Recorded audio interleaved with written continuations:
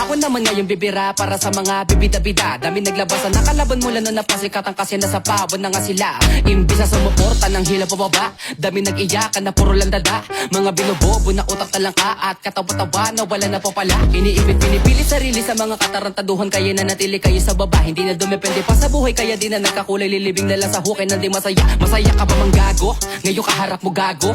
Ngayon sino sa ating gago? Mga bara ko ay klaro. Wala ka na sa aking tago, kahit ikaw ay magtago. Sa edad mong 8 taong gulang, dumidilihensya di umasa sa magulang. Kaya sa sarili di ako na nagkukulang. Binigay ang makakaya para sa aking laban. Kahit di magtisa, di napipiyok. Pag ako'y tumira, lagi lang pasok.